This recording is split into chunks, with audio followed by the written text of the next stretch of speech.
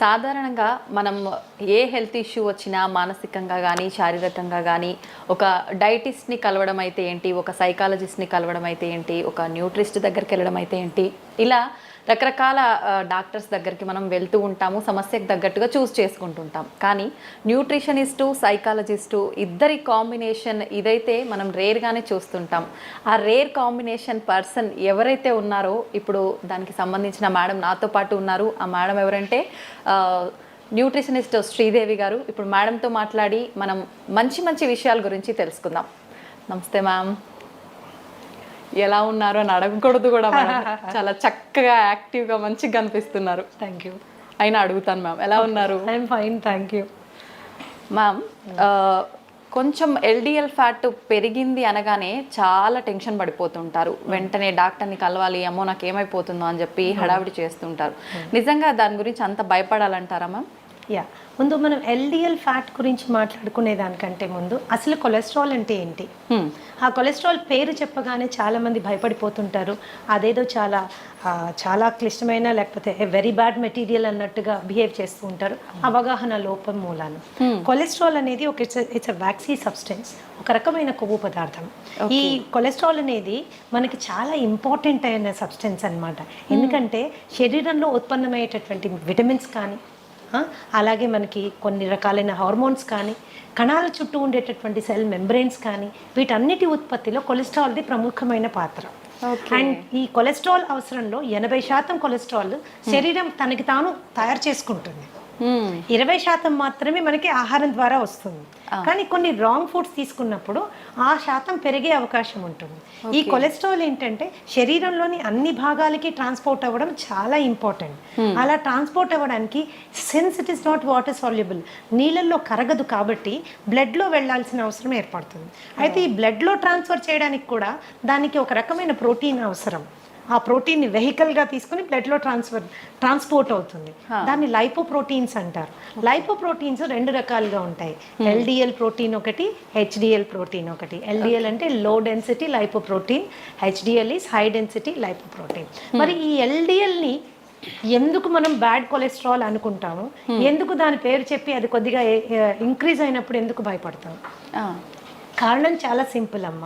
Lipoprotein ఏదైతే LDL low density lipoprotein ఉంటుందో, దీని గుణం ఏంటి అంటే కొన్నిసార్లు ఎక్కువగా రక్తంలో దాని మోతాదు ఎక్కువగా ఉన్నప్పుడు కొన్ని పదార్థాలతో కలిసి అది గుండెలో ఉన్నటువంటి రక్తనాళాల్లో plaque formation or plaque formation అవుతుంది. అంటే చిన్న స్కేల్స్ లాగా తయారైపోయి అక్కడ పేరుకుపోతుంది అనమాట. అక్కడ పేరుకోవడం మూలాన అథెరోస్క్లిరోసిస్ అని, కరోనరీ ఆర్టరీ డిజీజ్ అని, స్ట్రోక్ అని, ఇలాంటివన్నీ వచ్చేదానికి అవకాశం ఉంటుంది. కాబట్టి ఎల్డిఎల్ అనేది బ్యాడ్ కొలెస్ట్రాల్. అది కనుక మనకి పెరిగినట్లయితే గుండె సంబంధిత వ్యాధులు వచ్చేదానికి చాలా అవకాశం ఉంటుంది. కాబట్టి దాని గురించి తప్పనిసరిగా కేర్ తీసుకోవాల్సిన అవసరం ఉంది. కేర్ తీసుకోవాలి కానీ భయపడాల్సిన అవసరం ఏమీ లేదు. ఎందుకంటే ఇవన్నీ ఆహారం మూలాన వచ్చినవి. ఎల్డిఎల్ అనేది పెరిగింది మన ఆహారం మూలాన వచ్చింది. ఆహారంతోనే సెట్ చేసుకోవచ్చు. దానికి ప్రత్యేకంగా మెడిసిన్ నేను ప్రపోజ్ చేయను. ఎందుకంటే because I'm a therapeutic nutritionist. మేము ఆహారం ద్వారా దాదాపు 80 రకాల జబ్బుల్ని హ్యాండిల్ చేస్తాము, 30 రకాల ఇన్ఫెక్షన్స్ని హ్యాండిల్ చేస్తాము, 12 రకాల క్యాన్సర్స్ని హ్యాండిల్ చేస్తాము, ఇంక్లూడింగ్ అడిక్షన్స్. దాదాపు 15-20 రకాల అడిక్షన్స్, ఫోబియాస్, ఇవన్నీ కూడా మేము ఆహారం ద్వారా హ్యాండిల్ చేస్తాం. Without medicine, without medication. ఎందుకు అంటే నాకున్న ప్రత్యేకత ఏంటి అంటే ఐఎమ్ ఏ సైకోసోమాటిక్ హీలర్ అనమాట. మనిషికి ఉన్న మనసుకి, శరీరానికి 2 రకాల రుగ్మతల్ని కూడా ఆహారం ద్వారా మనం సాల్వ్ చేస్తాము. So it is not a problem at all. LDL పెరగడం అస్సలు మంచిది కాదు. పెరిగిందన్న సందర్భంలో ఆహారపు అలవాట్లలో మనకి ఏవి డిఫెక్టివ్ అలవాట్లు ఏమున్నాయి అని చూసుకుని వాటిని సరిదిద్దుకుంటే ఈజీగా తక్కువైపోతుంది. 8 నుంచి 10 వారాల్లో ఈజీగా నార్మల్ లెవెల్కి వచ్చేస్తుంది. అయితే పెరిగితే అనుకున్నాం కదా మేడం, అసలు ఎంత మోతాదు ఉండాలి, దానికి మించి ఎంత పెరిగితే పెరిగినట్టు? అడల్ట్ స్కీమ్ ఎల్డిఎల్ 100 వరకు ఉండడము లిమిటేషన్. సో 125 to 140 వరకు ఇట్స్ అ వార్నింగ్ సిగ్నల్. మనం జాగ్రత్త తీసుకోవాలి. 140 దాటితే మాత్రము it is a serious warning signal that can lead to lot of problems. అది గుండె సంబంధిత వ్యాధుల వైపు మనం వెళ్ళడానికి మనని పూర్తిగా ఇచ్చేస్తుంది అనమాట. కాబట్టి ఎప్పుడైతే మనకి 100 to 140 మధ్యలో ఎల్డిఎల్ వాల్యూస్ చూపిస్తున్నాయో, 150 140 చూపిస్తున్నాయో, ఇట్స్ ఎ వార్నింగ్ సిగ్నల్ అనమాట. వెంటనే మనము ఆహారపరమైన మార్పులు చేసుకుంటే ఆ లెవెల్ని కిందకి తీసుకొచ్చేసేయచ్చు. అంటే అంత సీరియస్ కండిషన్లో ఉన్నప్పుడు కూడా వితౌట్ మెడికేషన్ ఓన్లీ ఫుడ్ ద్వారానే ట్రీట్ చేయొచ్చు. ఇది 140 150 అనేది it is a warning signal అమ్మా. దానికంటే ఎక్కువగా ఉన్నప్పుడు కూడా మనం వెనక్కి తీసుకురావచ్చు. Okay, all kinds of fats can be reduced ఆహారపు అలవాట్లు మార్చడం. ఓకే, అంటే ఇప్పుడు మనం ఇంట్లో ఒక ఫుడ్ ప్రాపర్గా ఏం చేయాలి, ఏం తీసుకుంటే పెరిగింది, అట్లాంటి ఒక జనరల్గా ఫ్యాట్ పెరగడం అనగానే ఆయిల్స్ ఎక్కువగా వాడటం వల్లే ఇట్లాంటి ఒక ఆలోచన ఉంటుంది కదా మేడం. నిజంగా ఆయిల్స్ అయినా ఫుడ్ వల్ల కూడా ఎక్కువగా పెరిగింది? లైక్ దిస్ అమ్మా, మనం తీసుకునే ఆహారంలో చాలా పదార్థాలు తీసుకోకూడనివి ఉన్నాయి, కానీ మనకు అలవాటు అయిపోయింది. అది అలవాటు అయిపోయింది. ఒక్కసారి తింటే ఏమవుతుందిలే అనుకుంటాం, ఇవి ఒక్కసారే అనుకుంటాం. ఆ ఒక్కసారి కాస్త అలవాటు కింద మారిపోతుంది. ఫర్ ఎగ్జాంపుల్ ఎల్డిఎల్ కొలెస్ట్రాల్ మనం కనుక తీసుకుంటే all kinds of you know trans fats అంటాం. అంటే మార్జరీన్ ఎందులో వాడతాము? మన పఫ్ మేకింగ్లో, పిజ్జా మేకింగ్లో, చాలా వాటిల్ నాట్స్ ఇన్ పిజ్జా, చాలా బేకరీ ఐటమ్స్లో మార్జరీన్ వాడతారు. అలాగే డాల్డా ఇస్ హైడ్రోజనేటెడ్ ఆయిల్.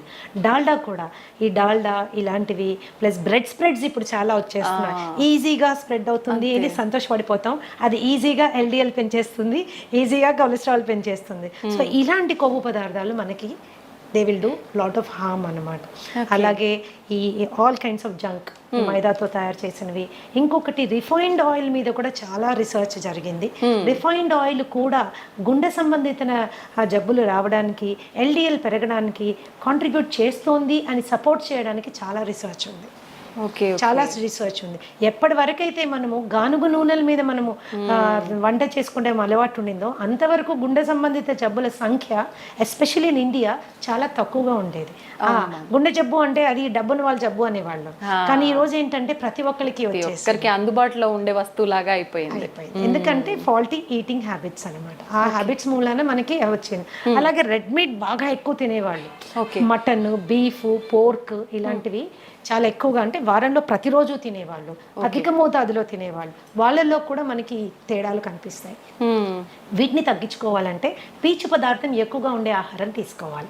అంటే fresh fruits, vegetables, nuts, seeds ఇలాంటివి తీసుకుంటే ఏమవుతుందంటే ఎల్డిఎల్ లెవెల్స్ తగ్గుతుంది. మామూలుగా రోజు తీసుకునేటటువంటి రీఫైన్డ్ ఆయిల్ని మార్చి గానుగు నూనెలు మనం తీసుకున్నప్పుడు కూడా ఎల్డిఎల్ లెవెల్స్ ఈజీగా కంట్రోల్లోకి వచ్చేస్తాయి. ఓకే, అంటే డైలీ రొటీన్ అనేది మనం ఒకటి ఫాలో అవ్వాలంటారు మేడం, అంతే కదా? కొలెస్ట్రాల్ డైలీ రొటీన్ అంటే నేనేం చెప్తానంటే డైలీ రొటీన్ కంటే కూడా డైలీ తీసుకునే ఆహార పదార్థాలని మనం ప్రాపర్ గా సెలెక్ట్ చేసుకోవడం చాలా ఇంపార్టెంట్. శరీర అవసరాలని దృష్టిలో పెట్టుకొని సెలెక్ట్ చేసుకోవడం చాలా ఇంపార్టెంట్. అంతేగాని టంగ్కి ఎక్కువ ఇంపార్టెన్స్ ఇచ్చి, టేస్ట్కి ఎక్కువ ఇంపార్టెన్స్ ఇచ్చి మనం తీసుకున్నప్పుడు ఏమవుతుంది అంటే అది డెఫినెట్ గా it is going to harm us. అలా అని ఎంతసేపు గడ్డి గాదం ఆకులు అలుములు తిని బతికేసేయాలా, ఇంతేనా లైఫ్ అనుకోక్కర్లేదు. టేస్టీగా ఫుడ్ చేసుకుంటూ ఇంట్లో చేసుకుంటూ తినచ్చు. ఎప్పుడైనా ఒకసారి నెలకో 2 నెలలకో మీరు ఒకసారి ఏదైనా తిన్నప్పుడు శరీరం అడ్జస్ట్ చేసుకుంటుంది. It is very smart. Okay, కానీ రోజు దాన్ని అలవాటు చేసుకుంటే మాత్రం చాలా కష్టం. కొన్ని మార్పులు తెచ్చుకోవాలి. ఓకే, అయితే మేడం చెడు కొలెస్ట్రాల్ పెరగకుండా ఉండాలంటే మనం ఫుడ్ ఇలాంటివి తీసుకోవాలి. HDL బ్యాలెన్స్డ్గా ఉండాలి అని అంటే ప్రత్యేకించి ఏమైనా ఫుడ్స్ మెయింటైన్ చేయాలంటారా డైలీ లైఫ్ స్టైల్లో? ఇప్పుడు HDL అంటే high density lipoprotein. High density lipoprotein good cholesterol అంటారు. ఎందుకు గుడ్ అంటారు అని తెలుసుకోవడం ఫస్ట్ ఇంపార్టెంట్. ఎందుకంటే ఈ కొలెస్ట్రాల్ యొక్క ప్రాముఖ్యత చాలా ఎక్కువగా ఉంది. అది శరీరంలో మొత్తం అన్ని భాగాలకి వెళ్ళడానికి, రక్తం ద్వారా వెళ్ళడానికి ఈ లైపోప్రోటీన్ మనకి పనికొస్తుంది. అయితే అక్కడక్కడ అవసరానికి మించి కొలెస్ట్రాల్ డిపాజిట్ అయినప్పుడు ఈ HDL యొక్క ప్రత్యేకత ఏంటి అంటే శరీరంలో అన్ని భాగాల్లో ఎక్స్ట్రాగా డిపాజిట్ అయిన కొలెస్ట్రాల్ అంతా తీసుకొని వచ్చి లివర్కి తీసుకెళ్ళిపోతుంది. ఎప్పుడైతే లివర్కి తీసుకెళ్తుందో అక్కడ అది డిఫ్యూజ్ చేసి పడేస్తుంది, క్లియర్ చేసి పడేస్తుంది. సో అది గుండెకి వెళ్ళి అక్కడ మళ్ళీ వేరే సబ్స్టెన్స్తో కంబైన్ అయ్యి అక్కడ ప్లాక్ ఫామ్ అవ్వడానికి అవకాశం లేదు. కాబట్టి గుండె భద్రత కోసం ఈ పర్టిక్యులర్ లైపోప్రోటీన్ చాలా బాగా పనిచేస్తుంది, క్లీన్ చేసేస్తుంది అనమాట. గుండె వరకు కొలెస్ట్రాల్ని వెళ్ళనివ్వదు అనమాట. అందుకని it is called good cholesterol. Good cholesterol. So మనం రోజు తీసుకునే ఆహారాల్లో మనకి చక్కటి కొలెస్ట్రాల్ ఇచ్చే ఆహారాలు చాలా ఉన్నాయి. సో వాటిని మనం ఇంక్లూడ్ చేసుకోవడం. I always profess an inclusive kind of diet. మనం ఏమేమి తినాలి అనే దాని మీద ఎక్కువగా ఫోకస్ చేయాలి. ఏమేమి తినకూడదు అనేది అది సెకండరీ అన్నమాట. ఏవేవి ఇంపార్టెంట్. అలానే హెల్త్ ఈజ్ నాట్ డిస్టేస్ట్ఫుల్ అమ్మా, హెల్త్ ఈజ్ టేస్టీ. మనం చేసుకునే పద్ధతిని బట్టి ఆధారపడి ఉంటుంది. హెచ్డిఎల్ మనం హెచ్డిఎల్ కొలెస్ట్రాల్ మనకు పెరగాలి అంటే there is the humble avocado. Avocado is one of the best sources for HDL cholesterol. Okay, అలాగే నీకు నట్స్ ఉన్నాయి, సీడ్స్ ఉన్నాయి, వాల్నట్స్ ఉన్నాయి, ఇవన్నీ కూడా మనకి చాలా. అలాగే ఆవు నెయ్యి బ్రహ్మాండంగా హెచ్డిఎల్ పెరుగుతుంది. అది కూడా నాటావు నెయ్యి. నాటావు నెయ్యి బ్రహ్మాండమైనటువంటి గుణాలు కలిగి ఉంటుంది. ధృతం అంటారు దాన్ని. మాకు ఒక్కొక్కసారి ఒక సత్సంగంలో ఉన్నప్పుడు గురువుగారు చెప్పారు, పాతకాలంలో ధృతం అంటే ఏంటి అంటే చనిపోయిన వాళ్ళలో కూడా ప్రాణ ప్రతిష్ఠ చేయగలిగినటువంటి అద్భుతమైన గుణం కలిగింది అని అర్థం అట. మరి అది నిజమో కాదో నాకు తెలియదు, కానీ ఆయన చెప్పిన విషయం నాకు చాలా నచ్చింది. ఇంకో మాట కూడా ఏం చెప్పారంటే ఆస్తులు అమ్ముకైనా ధృతం కొనుక్కొని దాంతో తినాలన్నారు. అంటే నెయ్యికి ఉన్నటువంటి ప్రాముఖ్యత అది. కొద్ది కాలం ఏంటంటే నెయ్యి తింటే లావైపోతారు, నెయ్యి తింటే కొలెస్ట్రాల్ వస్తుంది. ఇది చాలా తప్పమ్మా. ఎస్పెషల్గా మనం ఇంట్లో ఆవు పాలు కొనుక్కొని చేసుకునే నెయ్యి అతి శ్రేష్టం. రీసెంట్గా ఒక రీసెర్చ్ నేను would like to share with you.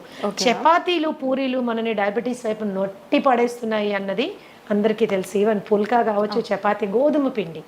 అయితే అదే గోధుమ పిండి చేసిన రొట్టె మీద నెయ్యి రాసుకుని తింటే మాత్రము కొద్దిగా దాని గ్లూకోజ్ లెవెల్స్ తక్కువగా వస్తున్నాయి అన్నది లేటెస్ట్ రీసెర్చ్. అంటే నెయ్యికున్న ప్రాముఖ్యత అలాంటిది అనమాట.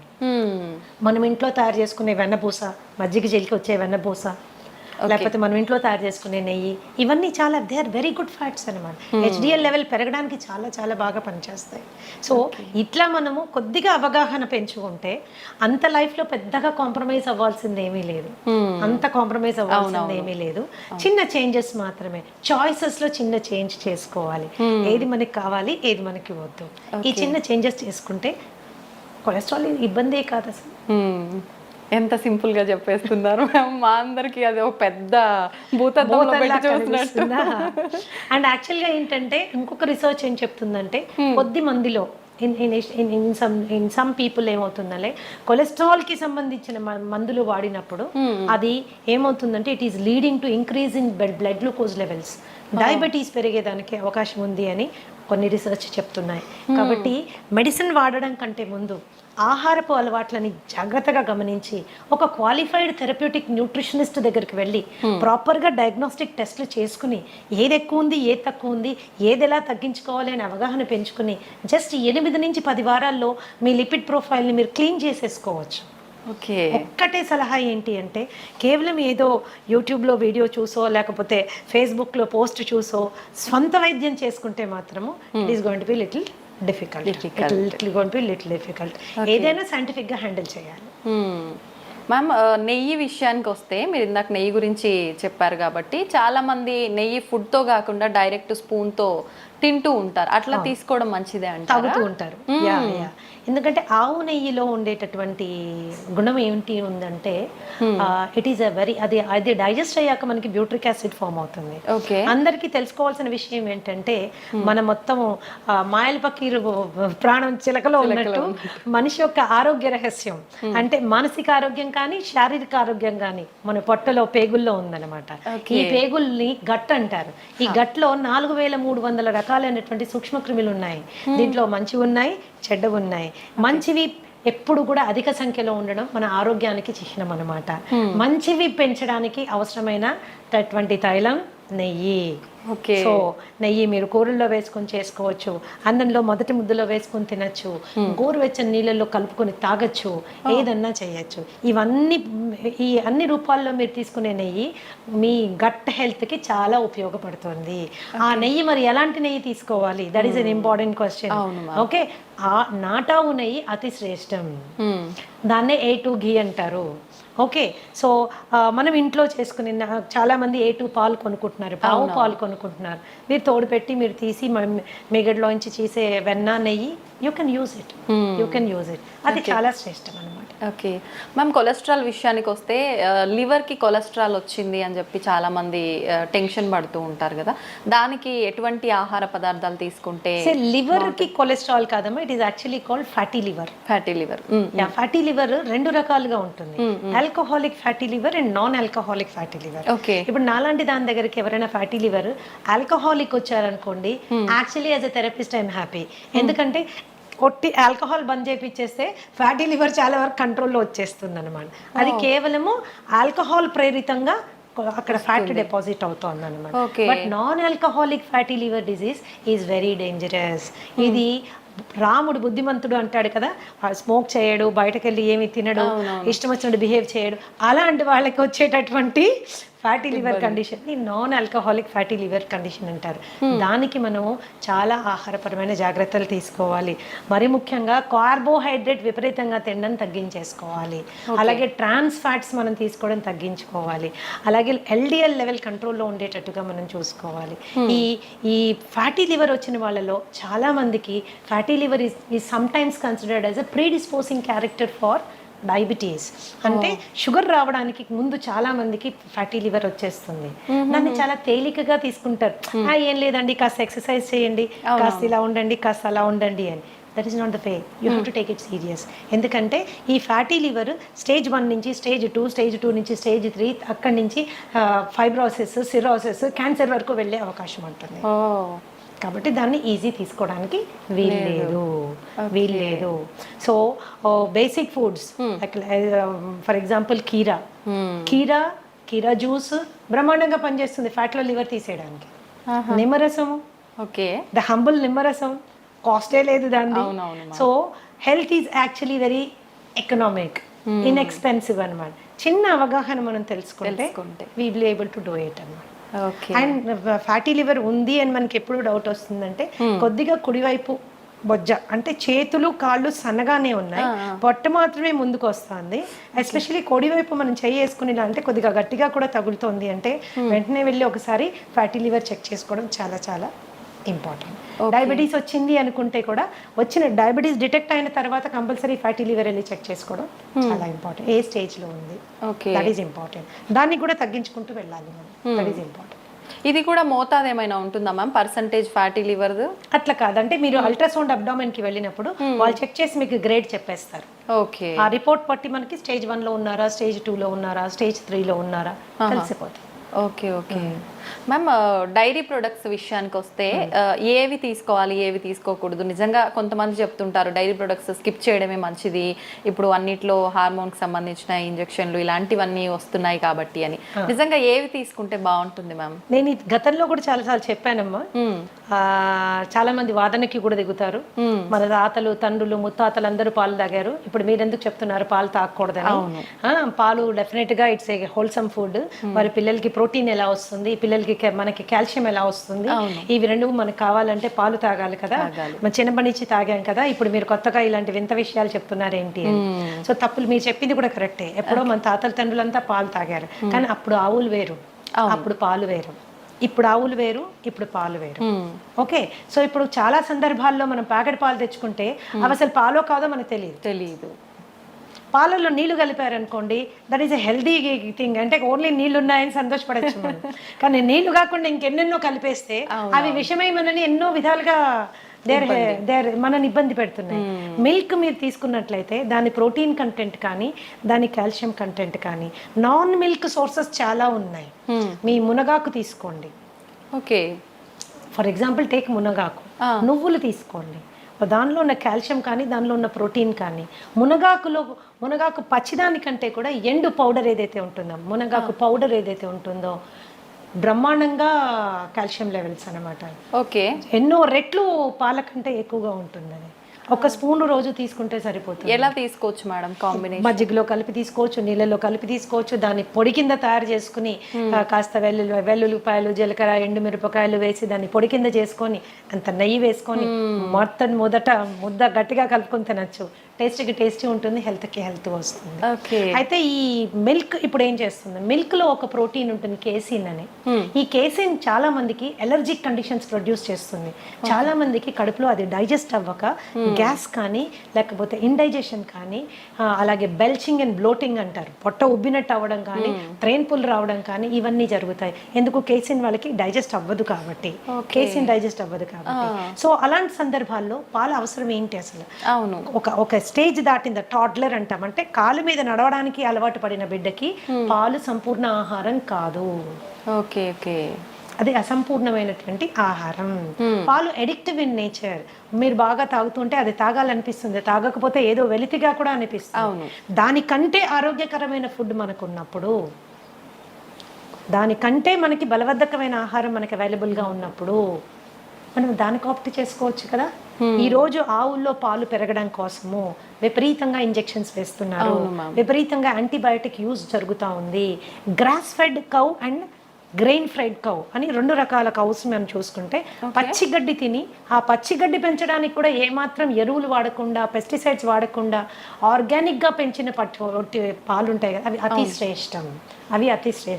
చాలా అరుదుగా లభిస్తున్నాయి. చాలా అరుదుగా పచ్చిగడ్డే దొరకడం లేదు. గ్రెయిన్ ఫెడ్ మీరు తీసుకున్నారనుకోండి, వాటికి గ్రెయిన్స్ పెడతారు, ఎన్నెన్నో రకాలైన గ్రెయిన్స్ పెడతారు.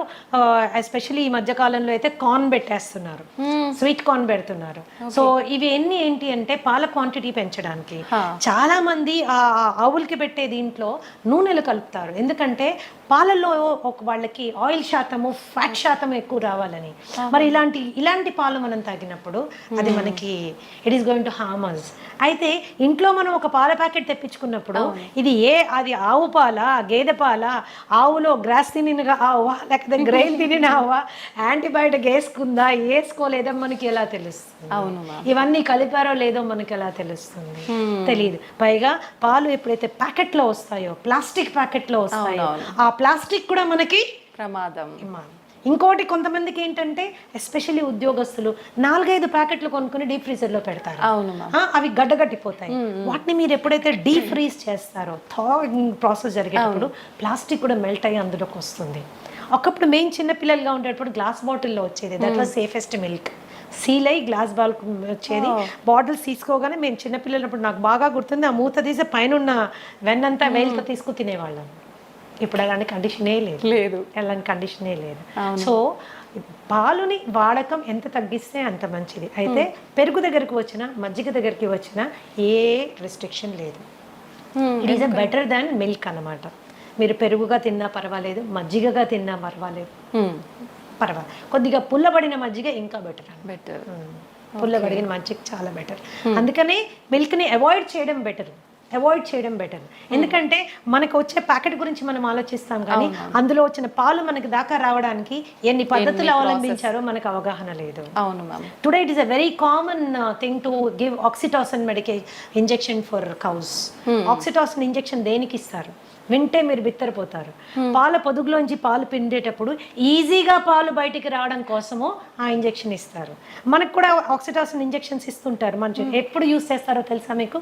డెలివరీలో బిడ్డ ఈజీగా బయటికి రావడానికి కోసం యూస్ చేసేటటువంటి ఇంజెక్షన్ ఆక్సిటాసిన్ అన్నమాట. కండరాలు లూజ్ అయ్యి బిడ్డ ఈజీగా బయటికి రావడానికి. యానిమల్స్ కి కూడా ఆక్సిటాసిన్ ఇంజెక్షన్ దానికోసమే ఇస్తారనమాట. బట్ దేనికి వాడుతున్నాం ఈరోజు?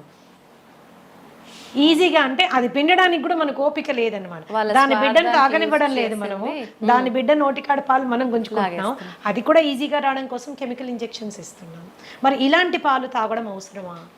అక్కర్లేదని చెప్పాలి ma'am. So it's dairy and ఆవు మీద జరుగుతున్నటువంటి ఘోరాల గురించి అది డిఫరెంట్ స్టోరీ. దాని గురించి మాట్లాడుకుంటే పాలు చూస్తే కూడా భయపడిపోతాం అన్నట్టు. అమ్మో బాబాయ్ ఇంత కష్టమైంది, పాలు మనకు అవసరమైంది అని. That is as simple as that. పాల కంటే బలబద్ధమైన ఆహారం చాలా చాలా ఉంది. You can go towards it. అవి తీసుకోవచ్చు. ఆల్టర్నేట్ మిల్క్స్ కూడా ఉన్నాయి. మీ బాదం మిల్క్, తర్వాత ఈ కోకోనట్ మిల్క్, దాని తర్వాత you have kaju milk, ragi milk, జొన్న పాలు, మిల్లెట్ పాలు, ఇలా మనకు చాలా ఉన్నాయి. Which are more nutritious. పాలు దేనికి తాగెత్తున్నామో ఆ న్యూట్రిషన్ ఇవ్వగలిగినవి, ఇంకా ఎక్కువ శాతంలో ఇవ్వగలిగిన పాలు మనకు చాలా ఉన్నాయి. ఓకే. ఇంకా కొంతమంది అడుగుతూ ఉంటారు నన్ను, మేడం పాల ప్యాకెట్లో పాలు తీసుకోమంటారా, లేకపోతే టెట్రా ప్యాక్ తీసుకుంటే ఏమైనా ప్రాబ్లం వస్తుందా? టెట్రా ప్యాక్ మీద చాలా హెవీ రీసెర్చ్ జరిగిందమ్మా. టెట్రా ప్యాక్ లో పాలు రీసెర్చ్ చేసినప్పుడు, ఫ్రెష్ మిల్క్ చేసినప్పుడు డెఫినెట్ గా టెట్రా ప్యాక్ లో ఉన్న పాలలో పోషక విలువలు తక్కువ ఉంటాయి అనేది నిర్వివాదాస్పదం. You don't have to discuss about it is clear. ఎందుకు అలాగా? పాలు అవి పాస్చరైజ్ చేస్తారు అండ్ హోమోజినైజ్ చేస్తారు.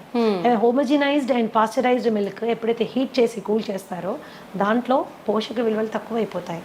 కాకపోతే టెట్రా ప్యాక్ లో మీరు తీసుకున్నప్పుడు ఏంటంటే హైజీన్ అండ్ శానిటేషన్ ఎక్కువ, ఇన్ఫెక్షన్ కాజింగ్ జర్మ్స్ కానీ అది మనకి ఉండదు. పైగా ఏమీ అడిటివ్స్ యాడ్ చేయరు దాంట్లో, ఏమి దాన్ని ప్రిజర్వ్ చేయడానికి ఏమీ బయట నుంచి యాడ్ చేయరు.